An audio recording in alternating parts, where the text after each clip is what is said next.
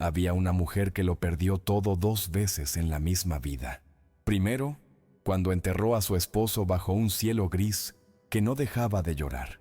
Segundo, cuando un papel firmado por extraños la sacó de su hogar con una maleta rota y un nieto de 8 años que todavía preguntaba por su papá. Elena García nunca pensó que terminaría en las montañas Apalaches, un lugar donde el frío muerde diferente y donde nadie pronuncia bien su apellido. Pero ahí estaba, parada frente a una cabaña que olía a abandono y secretos, mirando un sobre amarillento que decía que todo eso ahora era suyo. Una herencia de una suegra que apenas conoció. Un regalo envenenado que venía con tierra fría, árboles sin fin, y un silencio que asustaba más que cualquier grito. Lo que Elena no sabía era que bajo esa tierra había algo que podía matarla o salvarla, dependiendo de qué tan fuerte fuera su corazón de viuda mexicana, que nunca aprendió a rendirse. Antes de seguir con esta historia, déjame pedirte algo de corazón. Yo soy solo un narrador que intenta poner comida en la mesa de mi familia, contando estas historias que necesitan ser escuchadas. Si este inicio te atrapó, si quieres saber qué diablos encontró Elena en ese bosque que le helaría la sangre, ayúdame con 3 cosas muy sencillas. Primero, dale me gusta a este video, es gratis, y me ayuda muchísimo a que más personas conozcan estas historias. Segundo, suscríbete al canal.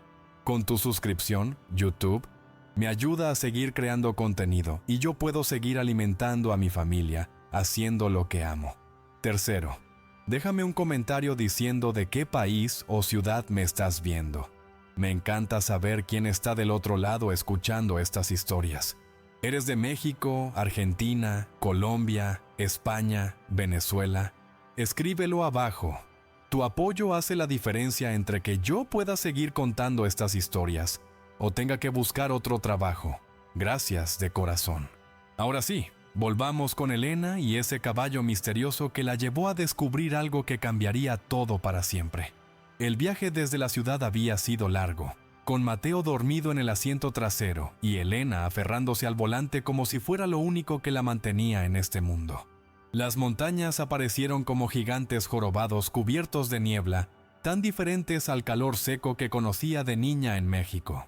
Cuando finalmente llegaron, la cabaña parecía a punto de caerse, con ventanas rotas y un pórtico que crujía con cada paso. Pero fue entonces cuando lo vio. Un caballo viejo, con manchas blancas y ojos que parecían saber cosas que los humanos habían olvidado. El animal la miró fijamente, como si la estuviera esperando desde hace años. Elena sintió un escalofrío que no venía del frío. Ese caballo, que después descubriría se llamaba Sawyer, se acercó despacio, olfateó su mano con cuidado y luego volteó hacia el bosque, como invitándola a seguirlo. Y aunque cada instinto le gritaba que no lo hiciera, Elena tomó la mano de Mateo y caminó detrás del animal hacia algo que cambiaría todo para siempre. Elena García había llegado a Estados Unidos hace 30 años, de la mano de un hombre que le prometió una vida mejor y le cumplió a medias.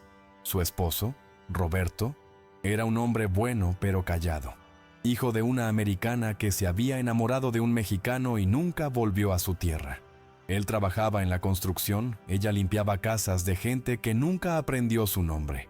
Vivían en un apartamento pequeño donde el calor no funcionaba bien en invierno y donde los vecinos gritaban a través de las paredes delgadas. Pero era su hogar, el lugar donde criaron a su hijo, donde celebraron cumpleaños con pastel de 3 leches y donde Roberto le enseñó a Mateo a decir «te quiero» en español e inglés. Cuando Roberto murió de un infarto en el trabajo, a los 52 años, Elena sintió que el suelo se abría bajo sus pies. No hubo indemnización, no hubo pensión, solo deudas médicas y un propietario que 3 meses después tocó a su puerta con papeles de desalojo. Las manos de Elena contaban su historia mejor que cualquier palabra. Eran manos que habían lavado miles de platos ajenos, que habían fregado pisos de rodillas, que habían cosido ropa hasta que los dedos sangraban. Manos que habían sostenido a su esposo cuando tosía sangre en el hospital, que habían abrazado a su hijo cuando también él murió, demasiado joven, en un accidente que dejó a Mateo huérfano a los 6 años. Elena no lloraba mucho, no porque no quisiera, sino porque las lágrimas eran un lujo que no podía permitirse cuando había un niño que alimentar. Ella era de esas mujeres que la vida golpea una y otra vez, pero que siguen levantándose porque rendirse no está en su diccionario. Hablaba poco inglés, lo justo para sobrevivir, y su acento grueso hacía que muchos la trataran como si fuera invisible o tonta. Pero Elena era todo menos tonta. Detrás de esos ojos cansados había una inteligencia antigua, la sabiduría de quien ha visto lo peor de la humanidad, y aún así, decide creer en algo mejor. La carta del abogado llegó justo cuando Elena estaba empacando sus pocas pertenencias en cajas de cartón. Al principio pensó que era otra deuda, otro problema más en una montaña de problemas, pero cuando la leyó, traduciendo cada palabra con cuidado con la ayuda de una vecina, no lo podía creer. Su suegra, Martha Collingwood, una mujer con la que apenas había cruzado unas cuantas palabras en inglés quebrado durante las raras reuniones familiares, le había dejado una propiedad en las montañas de los Apalaches, una cabaña, decía la carta, con 20 acres de bosque. Elena ni siquiera sabía qué tan grande era un acre, pero sonaba a esperanza, a una última oportunidad que el universo le estaba dando. Tomó a Mateo, metió todo lo que tenían en su auto viejo que hacía ruidos preocupantes y condujo durante 2 días hacia un lugar que ni siquiera podía pronunciar bien. No tenía plan, no tenía dinero, solo tenía fe en que algo, lo que fuera, tenía que ser mejor que dormir en la calle con un niño que todavía tenía pesadillas sobre el día que encontraron a su papá sin vida. El caballo Sawyer caminaba con una determinación extraña para un animal tan viejo. Sus cascos golpeaban el suelo húmedo del bosque, mientras Elena y Mateo lo seguían entre los árboles. La niebla era tan espesa que parecía que estaban caminando dentro de una nube, y el silencio solo se rompía por el crujir de las ramas bajo sus pies y la respiración nerviosa de Mateo que apretaba fuerte la mano de su abuela. Después de casi 20 minutos de caminata, llegaron a un claro donde había un galpón viejo, medio escondido por la maleza y con un candado oxidado que colgaba roto de la puerta. Sawyer se detuvo ahí, resopló fuerte como si dijera, «Ya llegamos», y se quedó quieto, mirando a Elena con esos ojos que parecían suplicarle que entrara. Ella sintió un nudo en el estómago, ese tipo de presentimiento que las madres y abuelas tienen cuando algo no está bien. Empujó la puerta con cuidado y el olor que salió la golpeó como una bofetada. Químicos, algo podrido, tierra mojada mezclada con un aroma metálico que le recordó a la sangre. Adentro había barriles azules apilados contra las paredes, algunos oxidados y goteando un líquido oscuro que manchaba el piso de cemento. Elena no necesitaba saber inglés perfecto para entender que lo que estaba viendo no era normal. Los barriles tenían etiquetas descoloridas con palabras que no podía leer completamente, pero alcanzó a ver un símbolo, una calavera con huesos cruzados, el lenguaje universal del peligro y la muerte. Había también papeles tirados por el suelo, documentos mojados y medio destruidos por el tiempo, pero algunos todavía legibles. Elena recogió uno y vio un nombre que se repetiría en sus pesadillas: Fulton Energy Corporation. Había fechas de 10, 15 años atrás, y lo que parecían ser reportes de disposición de materiales. Su corazón comenzó a latir más rápido. Mateo, curioso como cualquier niño, se acercó a uno de los barriles y Elena lo jaló tan fuerte que el niño casi grita de susto. «No toques nada, mijo, nada», le dijo en español, con una voz que temblaba entre el miedo y la rabia. Salieron del galpón rápidamente y Elena cerró la puerta como si eso pudiera encerrar el horror que acababa de descubrir. Esa noche, mientras Mateo dormía en un colchón viejo que encontraron en la cabaña, Elena no pudo cerrar los ojos. Encendió velas porque la electricidad no funcionaba todavía, y a la luz temblorosa revisó los documentos que había tomado del galpón, traduciendo palabra por palabra con un diccionario raído que había traído en su maleta. Lo que leyó la enfermó del estómago. La Fulton Energy había usado esta propiedad cuando estaba abandonada después de que Martha Collingwood enfermó y se fue a un asilo, como un vertedero ilegal. Desechos tóxicos de sus operaciones de minería y perforación. enterrados aquí en secreto para ahorrar dinero, para no pagar por la disposición legal. Elena pensó en el pequeño arroyo que había visto cerca de la propiedad, en los árboles que se veían enfermos con las hojas amarillentas, en cómo Sawyer bebía de un charco y ella casi lo había dejado. Esta tierra que se suponía era su salvación estaba envenenada, contaminada por la codicia de gente que nunca pisaría este bosque, que nunca respiraría este aire. A la mañana siguiente, Elena caminó hasta el pueblo más cercano, un lugar pequeño llamado Pinewood, donde las miradas la siguieron desde que bajó del auto. Entró a la oficina municipal, un edificio de ladrillos rojos con una bandera americana desteñida, y con su mejor inglés preguntó por alguien que pudiera ayudarla con un problema en su propiedad. La recepcionista, una mujer de mediana edad con el cabello teñido de rubio y una sonrisa que no llegaba a los ojos, la miró de arriba abajo antes de decirle que esperara. Pasó una hora sentada en una silla de plástico incómoda, viendo cómo otras personas entraban y salían, todas blancas, todas atendidas más rápido que ella. Finalmente, un hombre apareció. Se presentó como Daniel Cruz, representante de Relaciones Comunitarias. Dijo con una sonrisa que Elena no confió ni por un segundo. Era alto, de traje, aunque el pueblo era claramente informal, con dientes demasiado blancos y una forma de hablar lenta, como si Elena fuera niña o tonta. Cuando ella mencionó los barriles, la Fulton Energy y la contaminación, algo cambió en los ojos de Daniel. La sonrisa se congeló. Se hizo más tensa, más peligrosa. «Señora García», dijo arrastrando las palabras, «creo que hay un malentendido muy grande aquí». Daniel Cruz la invitó a su oficina, un espacio pequeño con paredes cubiertas de certificados enmarcados y fotos de él estrechando manos con políticos locales. Le ofreció café que Elena rechazó porque su instinto le decía que no aceptara nada de este hombre. Él se sentó detrás de su escritorio con esa postura relajada de quien tiene todo el poder. Cruzó las manos y comenzó a hablar con esa voz suave que sonaba amable, pero tenía espinas escondidas.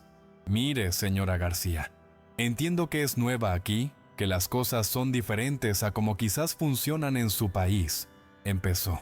Y Elena sintió cómo la sangre le hervía ante esa frase condescendiente. La propiedad que heredó tiene una historia complicada. Fulton Energy trabajó en esa área hace años. Todo legal, todo con permisos.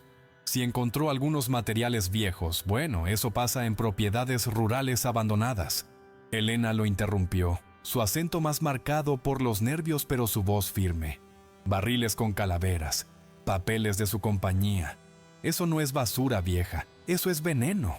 Daniel suspiró como si estuviera lidiando con una niña terca y sacó una carpeta de su cajón.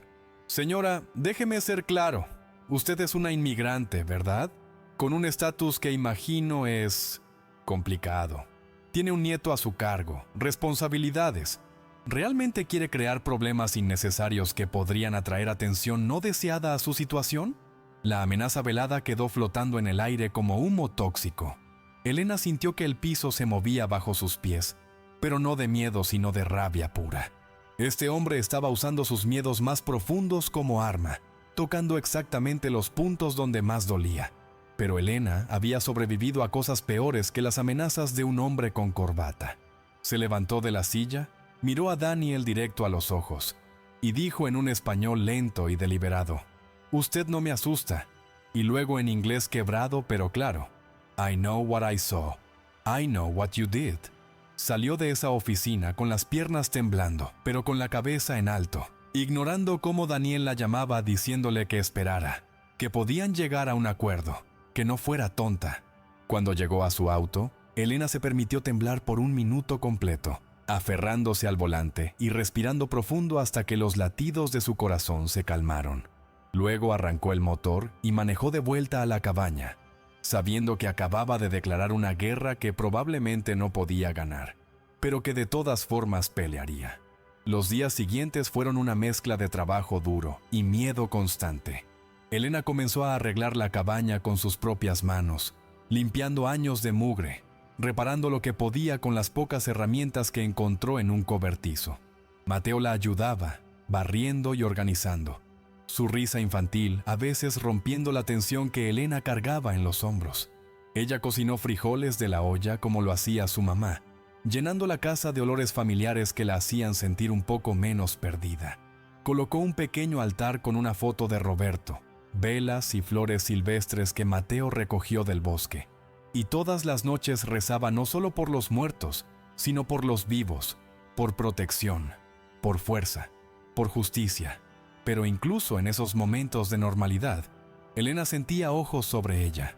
A veces veía un auto desconocido pasar lento por el camino de tierra, sin detenerse pero claramente vigilando.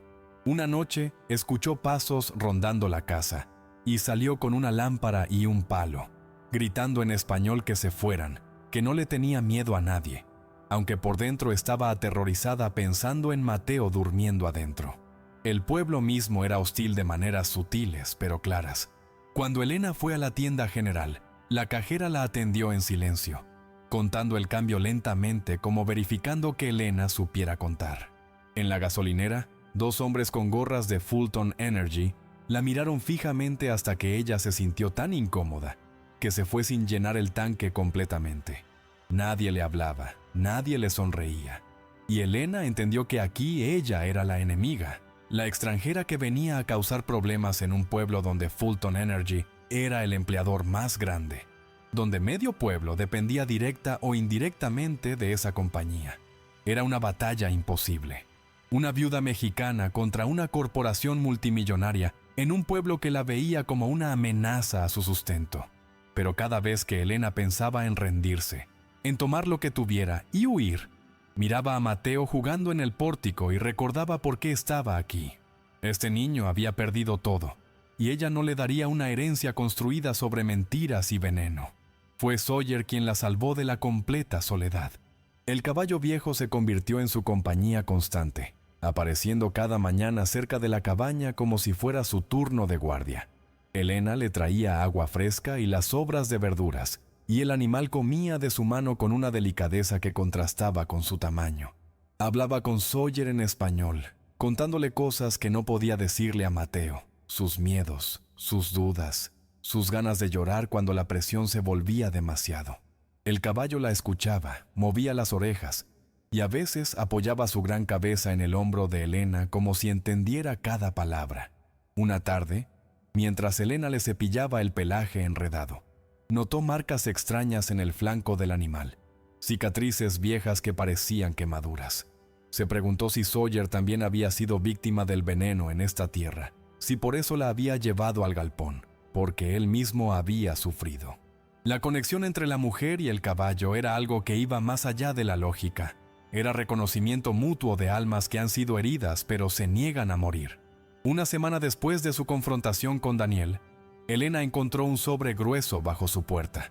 Adentro había papeles legales y un cheque, $200,000, una fortuna que Elena nunca había visto ni en sueños. La carta adjunta, firmada por abogados de Fulton Energy, explicaba en un lenguaje complicado que esto era una oferta de buena fe para comprar su propiedad. Decían que la tierra tenía desafíos ambientales históricos, pero que ellos, en su generosidad, estaban dispuestos a asumir toda responsabilidad y darle esta compensación más que justa para que ella y su nieto pudieran empezar nueva vida en otro lugar. El tono era casi amable, pero el mensaje era claro. Toma el dinero y vete, o las cosas se pondrán feas. Elena sostuvo ese cheque con manos temblorosas, mirando todos esos ceros, pensando en todo lo que podría hacer con ese dinero. Podría darle a Mateo una educación de verdad, comprarse una casa pequeña en un lugar seguro, no tener que preocuparse por cada centavo hasta el fin de sus días.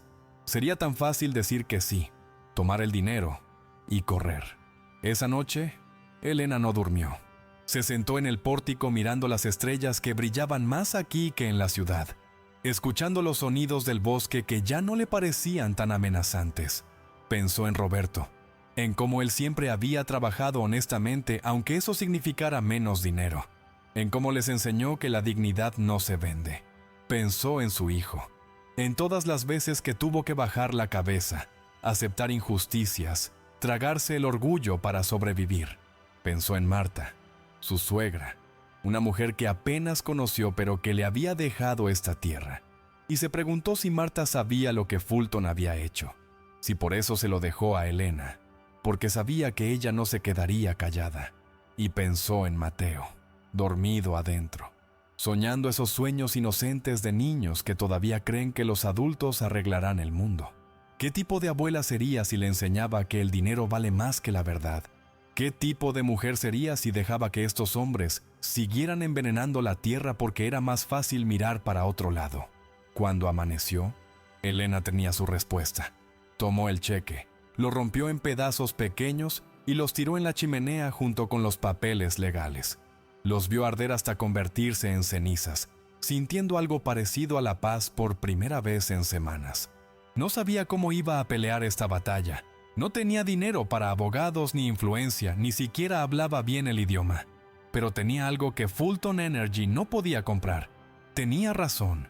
Esa misma mañana caminó hasta el arroyo contaminado con frascos vacíos de mayonesa que había lavado, y recogió muestras del agua turbia y maloliente. No sabía exactamente qué haría con ellas, pero era un comienzo. Sawyer apareció mientras trabajaba, parándose a su lado como un guardián silencioso, y Elena le acarició el cuello. «Vamos a ganar esto, viejo», le susurró en español. «No sé cómo, pero vamos a ganar. Por ti, por Mateo, por esta tierra que nadie más quiere defender». La respuesta de Fulton Energy a su rechazo fue rápida y brutal. 3 días después, apareció un inspector de servicios infantiles en su puerta. Una mujer delgada con portapapeles y una sonrisa profesional que no alcanzaba sus ojos, diciendo que habían recibido preocupaciones anónimas sobre las condiciones de vida de Mateo. Elena sintió que el mundo se le venía encima mientras la mujer inspeccionaba la cabaña, haciendo anotaciones sobre la pintura descascarada, la cocina vieja, el baño que funcionaba a medias. Mateo, asustado por esta extraña que tomaba fotos, se escondió detrás de Elena, y ella lo abrazó fuerte mientras intentaba explicar en su inglés limitado que estaba arreglando la casa, que todo estaba mejorando cada día, que el niño estaba bien alimentado y feliz. La inspectora se fue con advertencias veladas sobre visitas de seguimiento y estándares mínimos, y Elena supo que esto era solo el comienzo. Fulton Energy había decidido que si no podía comprarla, la destruiría y empezarían por quitarle lo único que le importaba, su nieto. Desesperada y furiosa después de la visita de servicios infantiles, Elena comenzó a buscar por toda la cabaña algo. Cualquier cosa que Marta pudiera haberle dejado además de las paredes y el techo. Revisó cada cajón, cada armario. Movió muebles pesados hasta que la espalda le dolía, buscando alguna señal de que no estaba completamente sola en esta pesadilla. Fue Mateo quien encontró la caja. Estaba jugando en lo que había sido el dormitorio de Marta, un cuarto pequeño que Elena había dejado casi intacto por respeto. Y el niño movió una tabla suelta del piso que crujía cada vez que alguien caminaba sobre ella. Debajo había un espacio hueco y dentro una caja de metal oxidada con un candado que se rompió fácilmente después de tantos años. «¡Abuela, mira!», gritó Mateo con esa emoción de niño que encuentra un tesoro, y Elena corrió hacia él con el corazón latiéndole fuerte. Adentro de la caja había cartas, docenas de ellas, atadas con listones descoloridos. Había también un diario de cuero gastado, fotos viejas, y algo que hizo que Elena se quedara sin aliento. Un sobre grueso marcado, evidencia no destruir. Las cartas eran correspondencia entre Marta y varias agencias ambientales, escritas en una letra temblorosa que se hacía más difícil de leer con cada año. Elena las leyó todas esa noche con un diccionario al lado, traduciendo palabra por palabra, y con cada carta su corazón se rompía un poco más. Marta había sabido. Durante años había sabido lo que Fulton Energy estaba haciendo en su tierra. Había visto los camiones llegar de noche, había encontrado los barriles, había enfermado misteriosamente con un cáncer agresivo que los doctores no podían explicar. Escribió a la EPA, al Departamento de Salud Estatal, a congresistas, a periódicos, suplicando que alguien investigara, que alguien hiciera algo. Las respuestas eran siempre las mismas. Investigaremos. Tomaremos nota de su preocupación. No encontramos evidencia suficiente. Una carta particularmente dolorosa era para Roberto, el esposo de Elena, escrita poco antes de que Marta fuera internada en el asilo. «Hijo mío», decía, «perdóname por no haber peleado más duro. Perdóname por dejarte esta carga. Pero alguien tiene que contar la verdad sobre lo que le hicieron a esta montaña. Si algo me pasa, no dejes que ganen». Roberto nunca recibió esa carta. Había muerto antes de que Marta pudiera enviársela. El diario era aún peor. Marta había documentado todo con una meticulosidad obsesiva. Fechas, horas, descripciones de los camiones de Fulton, nombres de empleados que ella reconocía del pueblo, cambios en la salud del bosque, animales que encontraba muertos sin razón aparente. Había dibujado mapas marcando dónde creía que estaban enterrados los desechos. Había pegado recortes de periódicos sobre otras comunidades afectadas por Fulton. Había escrito sus síntomas médicos correlacionándolos con la cronología de los vertidos. «El agua del arroyo ahora huele raro», escribió en una entrada de 2008.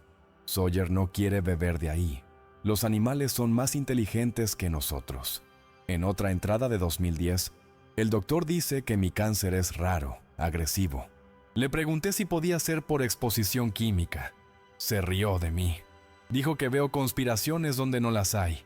Pero yo sé, mi cuerpo sabe». Las últimas entradas eran casi ilegibles, escritas por una mano débil y temblorosa. «Me estoy muriendo y nadie me creyó, pero dejé las pruebas. Que Dios perdone mi cobardía de no haber hecho más. Que alguien termine lo que yo no pude». El sobremarcado «Evidencia» contenía lo que Marta había podido reunir antes de que la enfermedad la venciera. Fotos borrosas tomadas de noche de camiones de Fulton Energy descargando barriles, copias de documentos que había robado de la basura de la oficina local de la compañía, análisis de agua que ella misma había pagado mostrando niveles alarmantes de metales pesados y químicos industriales, y una lista de otros residentes de Pinewood que habían muerto de cáncer en los últimos 20 años. Un número estadísticamente imposible para un pueblo tan pequeño. Había incluso una grabación de audio en un viejo casete. La voz débil de Marta confrontando a un supervisor de Fulton en su propia propiedad, él negando todo mientras ella le gritaba que estaba matando la montaña. Elena lloró sosteniendo esas pruebas. Lloró por Marta que murió sin ser escuchada. Lloró por Roberto que nunca supo que su madre había peleado esta batalla sola. Lloró por todos los que habían sufrido en silencio porque pelear contra los poderosos parecía imposible. Pero en medio de esas lágrimas, sintió algo más. Una conexión profunda con esta mujer que apenas conoció. Un entendimiento de que Marta le había dejado esta tierra no como regalo, sino como misión, como testigo, como la pasadora de una antorcha que no podía dejar apagarse. Ahora, déjame hacerte una pregunta que quizás te quite el sueño como me lo quitó a mí cuando supe de esto. ¿Cuántas Martas hay en el mundo? ¿Cuántas personas mueren gritando verdades que nadie quiere escuchar porque es más cómodo mirar para otro lado? ¿Cuántos de nosotros hemos visto injusticias y nos quedamos callados porque pensamos que nuestra voz no importa, que somos muy pequeños para hacer diferencia? Elena estaba a punto de descubrir que una sola voz, aunque venga de una viuda mexicana, que apenas habla inglés, puede mover montañas cuando esa voz carga la verdad. Si esta historia te está removiendo algo por dentro, si estás pensando en esas veces que tú también te quedaste callado cuando debiste hablar, entonces ya sabes por qué necesito que estés aquí. Comenta qué harías tú con esas pruebas que encontró Elena, si las usarías sabiendo que podría costarte todo, o si el miedo te ganaría. No hay respuesta correcta, solo tu verdad. Y si esta historia te está enseñando algo sobre el valor y la justicia, ayúdame a que llegue a más personas dándole like y compartiendo, porque historias como esta son las que nos recuerdan que nunca estamos tan solos como creemos en nuestras luchas. Estou escrevendo. O bloco 8. Dilema moral. 7 parágrafos. Elena pasó 3 noches sin dormir, sentada en la mesa de la cocina rodeada de las pruebas de Marta, tratando de decidir qué hacer. Por un lado estaba la posibilidad de justicia, llevar todo esto a las autoridades, a los medios, exponer a Fulton Energy y quizás, solo quizás, lograr que limpiaran el desastre que habían causado y pagaran por el daño. Por otro lado, estaba la realidad brutal de su situación. Era una inmigrante sin recursos, sin conexiones, sin siquiera un abogado, enfrentándose a una corporación que ya había demostrado que jugaría sucio. La amenaza de servicios infantiles pendía sobre su cabeza como una espada. Si peleaba y perdía, no solo se quedaría sin nada, sino que le quitarían a Mateo. El niño iría a un hogar de acogida, crecería sin familia, sin raíces, sin saber quién era ni de dónde venía. Elena había visto eso pasar a otros niños inmigrantes, tragados por un sistema que no entendía sus culturas ni sus idiomas. La sola idea le revolvía el estómago de una forma que ningún veneno químico podría igualar. ¿Tenía derecho a arriesgar el futuro de Mateo por una batalla que probablemente perdería? Pero cada vez que miraba esas cartas de Marta, cada vez que leía las súplicas ignoradas de una mujer muriendo pidiendo justicia, algo en Elena se rebelaba contra la idea de rendirse. Había pasado toda su vida siendo invisible, siendo la mujer que limpiaba después de que otros ensuciaban, la que bajaba la mirada cuando la trataban mal, la que aceptaba migajas porque no había alternativa. Había criado a su hijo para que fuera respetuoso, trabajador, humilde, y él había muerto joven sin haber tenido la oportunidad de vivir la vida que merecía. Ahora tenía a Mateo, y cada decisión que tomara le enseñaría al niño qué tipo de persona debía ser. Si tomaba el camino fácil, si aceptaba dinero manchado de sangre para callarse, ¿qué le estaría diciendo? Que está bien que los poderosos abusen de los débiles si el precio es suficientemente alto, que la dignidad se puede vender, que cuando enfrentas al gigante, lo correcto es arrodillarse y esperar que sea misericordioso. Elena no quería que Mateo creciera creyendo esas mentiras, no importaba cuánto le costara enseñarle la verdad. Había también algo más profundo, algo que Elena apenas podía articular pero que sentía en los huesos. Esta tierra, estas montañas, este bosque envenenado, se había convertido en algo más que una propiedad heredada. Se había convertido en un símbolo de todas las veces que ella y los suyos habían sido pisoteados y olvidados. Los hombres que vertieron esos químicos aquí, lo hicieron porque pensaron que nadie se daría cuenta, o que si alguien se daba cuenta, sería gente demasiado pobre o demasiado asustada para hacer algo al respecto. Habían apostado a que la vida de esta gente valía menos que sus ganancias. Marta había intentado demostrar que estaban equivocados y había muerto en el intento, sin ver justicia. Elena sentía que si ella también se rendía, estaría diciendo que esos hombres tenían razón, que ella y Marta, y todos los como ellos, realmente no importaban. Y eso era algo que su alma no podía aceptar, no importaba cuánto miedo tuviera. Una tarde, mientras Elena estaba perdida en estos pensamientos, el padre Miguel apareció en su puerta. Era el cura de la pequeña iglesia católica en el pueblo vecino, un hombre mayor de origen colombiano que había escuchado sobre la viuda mexicana nueva en la zona. Traía pan casero y una sonrisa amable, y fue la primera persona en semanas que trató a Elena como ser humano y no como problema. Hablaron en español, un lujo que Elena no sabía cuánto necesitaba, y ella se encontró contándole todo: los barriles, las amenazas, las pruebas de Marta, su terrible dilema. El padre Miguel escuchó en silencio, sus ojos sabios reflejando una comprensión profunda. Cuando Elena terminó, él no le dio respuestas fáciles ni citas bonitas de la Biblia. En lugar de eso, le contó sobre su propia historia, sobre cómo había huido de Colombia después de que paramilitares mataron a su hermano por organizarse contra una compañía petrolera que contaminaba su aldea. «Yo me escapé», dijo con vergüenza en la voz. «Viví, pero mi hermano murió siendo valiente. Cada día me pregunto si tomé la decisión correcta. No hay respuesta, Elena. Solo hay vivir con lo que decides». Esas palabras se quedaron con Elena como una astilla que no podía sacarse.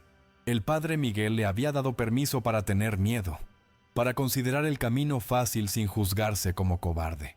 Pero también le había mostrado que vivir con la culpa de no haber hecho lo correcto podía ser peor que cualquier consecuencia de intentarlo. Esa noche, Elena soñó con Marta. En el sueño, la mujer mayor estaba de pie en el bosque junto a Sawyer. ambos brillando con una luz extraña y hermosa. Marta no hablaba, solo extendía su mano hacia Elena, invitándola a caminar más profundo en el bosque. Elena la seguía, y con cada paso el bosque se volvía más vivo, más verde. El agua del arroyo corría clara y cristalina. Los árboles estaban llenos de pájaros cantando. Marta la llevó hasta un claro donde el suelo estaba cubierto de flores silvestres, y ahí finalmente habló. No puedes salvar el pasado, pero puedes redimirlo. Elena se despertó con lágrimas en las mejillas y una claridad que no había tenido antes. No estaba peleando solo por esta tierra. Estaba peleando por todas las tierras que habían sido abusadas, por todas las Martas que murieron sin ser escuchadas, por un futuro donde Mateo pudiera decir con orgullo que su abuela hizo lo correcto cuando importaba. La decisión final llegó de la forma más inesperada. Mateo, que había estado inusualmente callado durante días, absorbiendo el estrés que Elena trataba de esconder, se acercó a ella una mañana mientras preparaba el desayuno. «¿Abuela?», dijo con esa voz seria que los niños usan cuando dicen cosas profundas sin darse cuenta. «¿La señora Marta está enojada con nosotros?». Elena se agachó para estar a su altura, confundida. «¿Por qué dices eso, mijo?». Mateo jugó con sus dedos, sus ojos grandes llenos de una preocupación que ningún niño de 8 años debería cargar. «Porque ella cuidaba esta tierra y ahora está enferma. Si nos vamos, nadie la va a cuidar. Los árboles van a morir. Sawyer va a estar solo». La simplicidad de la lógica infantil golpeó a Elena más fuerte que cualquier argumento complejo. Para Mateo, no había dilema. Si alguien estaba herido, lo ayudabas. Punto final. No importaba si era difícil o peligroso. Importaba que era lo correcto. Elena abrazó a su nieto fuerte, oliendo su cabello que siempre olía a champú barato y aventura, y supo que su decisión estaba tomada. Al día siguiente, Elena fue al pueblo con toda la evidencia de Marta cuidadosamente organizada en una caja. No fue a las oficinas de Fulton ni a las autoridades locales que claramente estaban en el bolsillo de la compañía. En lugar de eso, fue a la biblioteca pública, un edificio pequeño pero con computadoras e internet. Con la ayuda de la bibliotecaria, una mujer joven que se compadeció de esta señora mayor, luchando con la tecnología, Elena encontró organizaciones ambientales nacionales, grupos de defensa de derechos de inmigrantes, periodistas que se especializaban en investigar corrupción corporativa. Escribió emails en su español cuidadoso que luego tradujo con ayuda de Google. Adjuntó fotos de los documentos de Marta, explicó su situación. No sabía si alguien respondería, si alguien le creería, si esto haría alguna diferencia. Pero mientras presionaba enviar en cada mensaje, sintió algo que no había sentido en mucho tiempo. Esperanza, pequeña, frágil, pero real. Había tomado su decisión. Pelearía. Y pasara lo que pasara, Mateo vería que su abuela no se arrodilló ante nadie, que eligió la verdad aunque costara todo, que algunas batallas se pelean no porque puedas ganar, sino porque no pelearlas significaría perder tu alma. La respuesta llegó más rápido de lo que Elena esperaba, pero no de donde pensaba. 3 días después de enviar esos emails, un auto desconocido apareció en el camino de tierra hacia su cabaña. Elena sintió el pánico inmediato, pensando que era Fulton Energy, o peor, servicios infantiles. Pero del auto bajó una mujer joven con jeans y una chamarra, cargando una cámara y una grabadora. Se presentó como Sarah Chen, periodista freelance que trabajaba para una organización de periodismo investigativo sin fines de lucro. Había recibido el email de Elena y había investigado un poco por su cuenta. «Señora García», dijo Sarah con una intensidad en los ojos que Elena reconoció como hambre de verdad. «Creo que su historia es mucho más grande de lo que usted piensa. Fulton Energy tiene historial de esto en 5 estados diferentes, pero nunca han sido atrapados con evidencia tan sólida como la que usted tiene. ¿Me dejaría documentar esto? ¿Me dejaría ayudarla?». Elena, que había aprendido a desconfiar de todos, miró a esta mujer joven y vio algo auténtico. Asintió, sin saber que acababa de encender la mecha que haría explotar todo. Sarah se quedó una semana, documentando todo. Fotografió los barriles en el galpón, filmó el arroyo contaminado, Entrevistó a Elena durante horas traduciendo cuidadosamente cada palabra. Escaneó cada documento de Martha.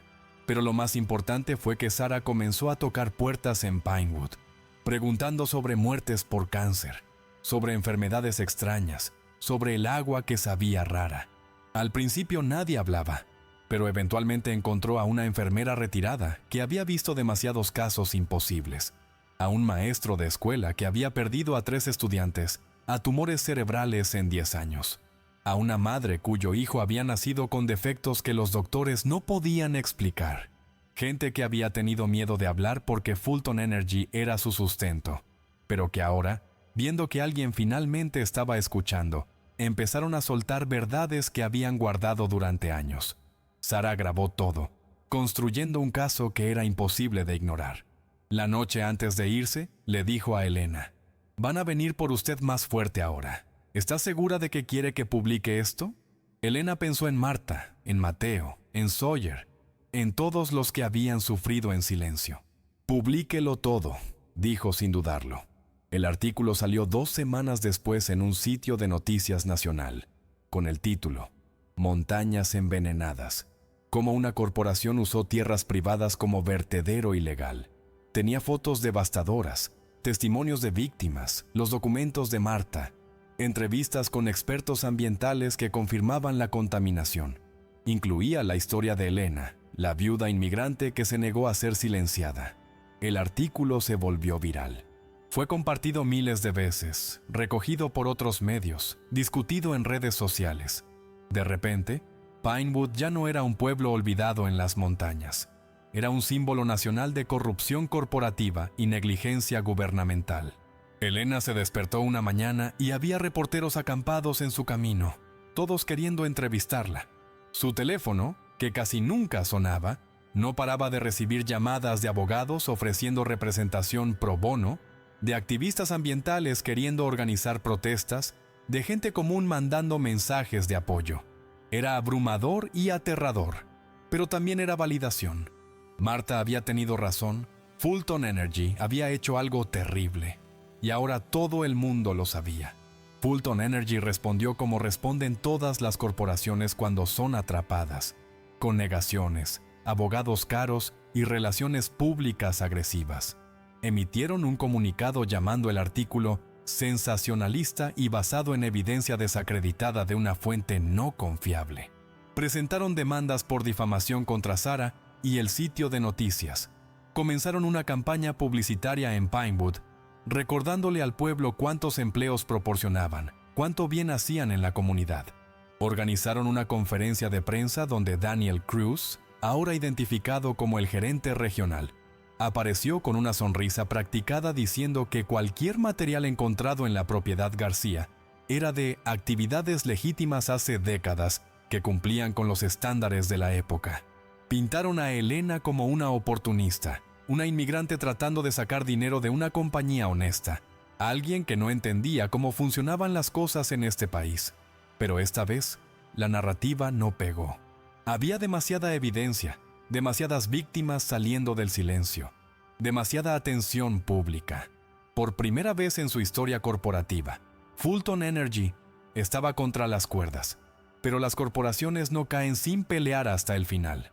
Una noche, Elena estaba en la cabaña con Mateo cuando escuchó motores acercándose. No era un auto, eran varios. Miró por la ventana y su corazón se detuvo. 3 camionetas, hombres con chalecos de Fulton Energy, y detrás de ellos, un camión de remolque. Salió al pórtico justo cuando Daniel Cruz bajaba de una de las camionetas con papeles en la mano. «Señora García», gritó con esa voz que ahora no pretendía ser amable. «Tenemos una orden de acceso a esta propiedad para inspección ambiental. Es una orden judicial.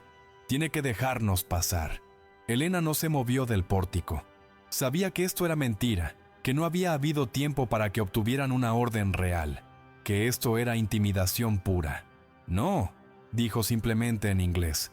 «Esta es mi casa. No pasan». Daniel se rió, una risa fría y sin humor. «Señora, no sea ridícula. Tenemos autorización legal. Si nos obstruye, la arrestarán». Los hombres detrás de él comenzaron a avanzar. y Elena sintió el miedo subir por su garganta como bilis. Estaba sola, sin ayuda, enfrentando a hombres más grandes y más fuertes que harían lo que fuera necesario. Pero no estaba sola. De repente, luces de autos comenzaron a aparecer en el camino. Docenas de ellos. Autos de reporteros que habían estado siguiendo la historia, carros de residentes de Pinewood que habían leído el artículo y finalmente encontrado el valor para elegir un lado. Incluso una camioneta con el padre Miguel y un grupo de su iglesia. Sarah Chen estaba ahí con su cámara, filmando todo. Los autos se detuvieron formando un semicírculo alrededor de la cabaña, sus luces iluminando la escena como un escenario. La gente bajó. Docenas de personas parándose entre Elena y los hombres de Fulton. «Ella no está sola», gritó alguien. «Si la tocan, todos lo vamos a ver», dijo Sarah levantando su cámara. Daniel miró alrededor, calculando, dándose cuenta de que había perdido el elemento de sorpresa y ventaja. Con tantos testigos, con las cámaras grabando, no podía hacer lo que había planeado. Con furia apenas contenida, gruñó una orden a sus hombres y regresaron a las camionetas. «Esto no termina aquí», le gritó a Elena mientras se iba. «¡No termina!». Las camionetas se fueron levantando polvo, y cuando desaparecieron, Elena sintió que sus piernas cedían. El padre Miguel la sostuvo antes de que cayera, y ahí, rodeada de extraños que se habían convertido en aliados, Elena lloró de alivio, miedo y gratitud. Esa noche marcó un punto de inflexión.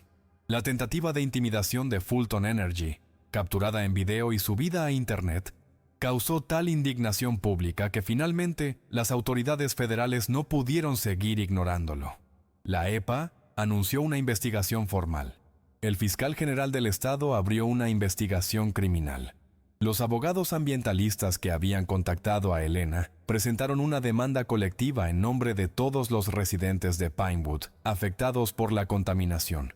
De repente, Fulton Energy no estaba peleando contra una viuda sola. Estaba peleando contra una coalición de víctimas, activistas, abogados y la corte de opinión pública. Las acciones de la compañía comenzaron a caer. Inversores nerviosos empezaron a hacer preguntas incómodas en las juntas de accionistas. Fulton Energy, una corporación que había operado con impunidad durante décadas, estaba finalmente enfrentando consecuencias reales. Y todo porque una mujer que supuestamente no importaba, decidió que su dignidad valía más que su seguridad. Pero la victoria más grande de Elena no vino de las cortes ni de los medios. Vino una tarde cuando estaba trabajando en el jardín que había comenzado a plantar cerca de la cabaña, tratando de traer algo de vida nueva a la tierra herida. Sawyer estaba cerca como siempre, pastando tranquilamente. Mateo jugaba con un camión de juguete que el padre Miguel le había regalado. Entonces Elena escuchó autos y su primer instinto fue tensarse, prepararse para otro ataque. Pero eran las familias de Pinewood, las mismas que la habían tratado con frialdad, las que habían mirado para otro lado cuando necesitaba ayuda. Venían con plantas, con semillas, con herramientas. «Pensamos que podríamos ayudarla a limpiar un poco», dijo la enfermera retirada tímidamente. «Si usted nos deja». Otras personas asintieron, mirando al suelo con vergüenza. «No fuimos buenos vecinos», dijo el maestro de escuela. «Teníamos miedo de perder nuestros trabajos, pero usted nos enseñó que hay cosas más importantes que el miedo». Durante las siguientes semanas, esas familias vinieron cada fin de semana, ayudando a remover barriles bajo supervisión de la EPA, plantando árboles nuevos, construyendo un jardín comunitario en lo que había sido tierra envenenada. Elena observaba todo esto con una emoción que no tenía nombre. No era exactamente felicidad porque todavía había mucho dolor, mucha lucha por delante. Los juicios tomarían años. La limpieza ambiental sería lenta y complicada.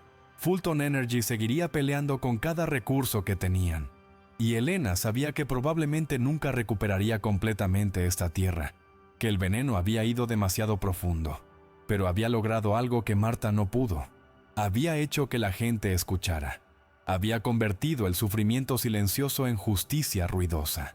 Había probado que una sola persona, sin importar qué tan pobre, qué tan extranjera, qué tan invisible la sociedad la considere, puede cambiar el mundo si se niega a ser silenciada. Cada árbol plantado era un acto de resistencia. Cada familia que venía a ayudar era una confirmación de que había elegido correctamente. Y cada vez que Mateo la miraba con orgullo en sus ojos, Elena sabía que le había dado la lección más importante. La dignidad no se negocia, la verdad no se vende, y el amor por la tierra y la gente vale cualquier precio. Una mañana, meses después de que todo comenzara, Elena se despertó antes del amanecer como era su costumbre. Salió al pórtico con una taza de café, envuelta en el chale que había sido de Marta y que ahora consideraba suyo. El aire estaba frío pero limpio, y por primera vez en meses sintió algo parecido a la paz. Sawyer apareció de entre los árboles, caminando más lento que antes, su edad finalmente mostrándose. Elena le acarició el cuello y el caballo apoyó su cabeza en su hombro como siempre hacía. «Gracias, viejo amigo», le susurró Elena en español. «Sin ti, nada de esto hubiera pasado. Tú me enseñaste dónde buscar la verdad». El caballo resopló suavemente, y Elena juró que en sus ojos ancianos había comprensión y algo parecido a satisfacción. Juntos miraron el amanecer iluminando las montañas, esas montañas que habían sido testigo de tanto dolor, pero ahora también de redención. Elena pensó en Marta, en Roberto, en su hijo, en todos los que ya no estaban pero cuya memoria la había guiado hasta aquí. «Lo hicimos», les dijo en silencio. «No ganamos todo, pero no perdimos lo que importa. Peleamos. Y eso tiene que contar para algo». El sol salió completamente, bañando la cabaña en luz dorada. Y Elena García, viuda mexicana, inmigrante, mujer invisible hecha visible por su propio coraje, sonrió. La batalla no había terminado y probablemente nunca terminaría completamente. Pero ella había encontrado su hogar, no en un lugar sino en la decisión de defender lo correcto. Había encontrado su comunidad, no en sangre sino en lucha compartida.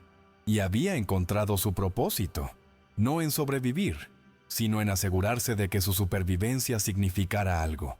Esta tierra, estas montañas sagradas bañadas en dolor y esperanza, eran suyas ahora de verdad. No porque un papel lo dijera, sino porque había derramado sudor, lágrimas y coraje en cada centímetro de ella. Y nadie, ninguna corporación, ninguna amenaza, ningún miedo, podría quitarle eso jamás. 6 meses después del amanecer que cambió todo, Elena estaba de pie en el mismo pórtico, pero todo era diferente. La EPA había removido todos los barriles, excavado toneladas de tierra contaminada y comenzado un proceso de remediación que tomaría años, pero que finalmente estaba limpiando las heridas de la montaña. Fulton Energy había llegado a un acuerdo extrajudicial masivo. Millones de dólares en compensación para las víctimas de Pinewood, fondos para tratamiento médico de por vida para aquellos afectados por la exposición química, y lo más importante, la admisión pública de responsabilidad. Daniel Cruz y otros 3 ejecutivos enfrentaban cargos criminales. La victoria no era perfecta, nunca lo es, pero era real. Elena había rechazado la mayor parte del dinero del acuerdo que le correspondía personalmente, pidiéndole a los abogados que lo distribuyeran entre las familias más afectadas, aquellas cuyos seres queridos habían muerto sin saber por qué. Ella se quedó solo con lo suficiente para asegurar la educación de Mateo y hacer las reparaciones necesarias en la cabaña. El dinero no era el punto, le explicó a Sara cuando la periodista vino a hacer un artículo de seguimiento. El punto era que nos escucharan, que Marta fuera escuchada. Eso no tiene precio. Mateo había crecido en estos meses de formas que iban más allá de los centímetros. El niño tímido y asustado que había llegado a las montañas ahora corría por el bosque con confianza. Conocía el nombre de cada árbol que habían plantado. Ayudaba a Elena a cuidar el jardín comunitario que florecía donde antes había veneno. Hablaba de su abuela con un orgullo que hacía que el corazón de Elena se expandiera hasta doler. En la escuela, cuando le pidieron escribir sobre su héroe, escribió sobre ella: «Mi abuela es la persona más valiente que conozco, porque cuando todos le dijeron que se callara, ella habló más fuerte. Me enseñó que ser pequeño no significa ser débil, y que hacer lo correcto es más importante que estar seguro». La maestra llamó a Elena para decirle que había llorado leyéndolo. Y Elena también lloró, porque sabía que había logrado lo más importante: darle a Mateo no solo un techo, sino un ejemplo de cómo vivir con dignidad. El niño nunca volvería a ver el mundo de la misma forma, nunca aceptaría la injusticia como inevitable, nunca se vería a sí mismo como menos que nadie. Esa era la verdadera herencia que Elena le estaba dejando. Sawyer murió una noche de otoño, tranquilamente, bajo las estrellas que había conocido toda su larga vida. Elena lo encontró en la mañana, acostado en el claro donde alguna vez la había llevado a descubrir los barriles, como si en su último momento hubiera querido estar en el lugar donde todo comenzó.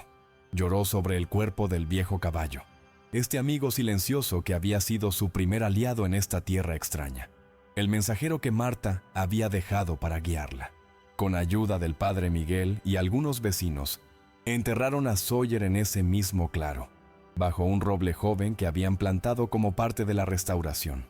Elena colocó flores silvestres sobre la tumba y agradeció en voz alta, en español, a este animal noble que había sabido cosas que los humanos habían olvidado. «Descansa, viejo amigo», susurró.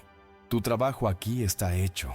La montaña está sanando, y yo me aseguraré de que tu sacrificio no sea olvidado». Mateo, llorando en silencio al lado de su abuela, colocó su camión de juguete favorito sobre la tumba. «Para que juegues en el cielo», dijo con esa lógica infantil que es más sabia que cualquier filosofía adulta. Y Elena supo que Sawyer, Marta, Roberto, su hijo, todos los que habían partido antes, finalmente podían descansar porque la batalla que comenzaron había sido peleada hasta el final. Hay tierras que nos eligen tanto como nosotros las elegimos. Elena García nunca buscó ser heroína, nunca quiso ser símbolo de nada. Solo quería un lugar donde su nieto pudiera crecer seguro, donde pudiera dormir sin miedo a que tocaran la puerta con papeles de desalojo. Pero la tierra tenía otros planes para ella, o quizás Marta, desde algún lugar más allá de esta vida, supo exactamente a quién dejarle esta carga sagrada. Las montañas Apalaches, tan ajenas a todo lo que Elena conocía, se convirtieron en el lugar donde finalmente entendió su propio poder. No el poder del dinero o la educación o el idioma perfecto, sino el poder de una mujer que se niega a arrodillarse, que mira a los gigantes a los ojos y dice «no más». Ese poder vive en todos nosotros, dormido hasta que algo o alguien nos obliga a despertar. Para Elena, fue un caballo viejo, un galpón lleno de veneno y las palabras no dichas de una suegra que apenas conoció. Para ti, puede ser algo diferente, pero cuando llegue ese momento, cuando te pidan elegir entre lo fácil y lo correcto, recuerda a Elena García y recuerda que el tamaño de tu voz no importa si tienes el coraje de usarla. Esta historia no termina con «y vivieron felices para siempre», porque la vida real no funciona así. Elena todavía lucha con el idioma, todavía enfrenta prejuicios, todavía se despierta algunas noches con pesadillas sobre perder a Mateo. La Tierra llevará décadas en sanar completamente. Fulton Energy sigue operando en otros lugares, probablemente haciendo las mismas cosas porque las corporaciones no aprenden hasta que el costo se vuelve insoportable. Pero algo cambió en Pinewood, algo pequeño pero fundamental. La gente aprendió que su silencio tiene precio, que mirar para otro lado cuando cometen injusticias te hace cómplice, que a veces la persona menos esperada es la que tiene el coraje que todos necesitaban. Y en una cabaña en las montañas, una abuela mexicana le enseña a su nieto a plantar árboles en tierra que alguna vez fue envenenada, diciéndole que la esperanza no es creer que todo saldrá bien, sino trabajar para que salga bien aunque no haya garantías. Esa es la verdadera victoria. No la que se escribe en los periódicos, sino la que se siembra en los corazones y crece generación tras generación, recordándonos que la justicia no es algo que esperas, es algo que construyes con tus propias manos, sin importar cuánto duelan.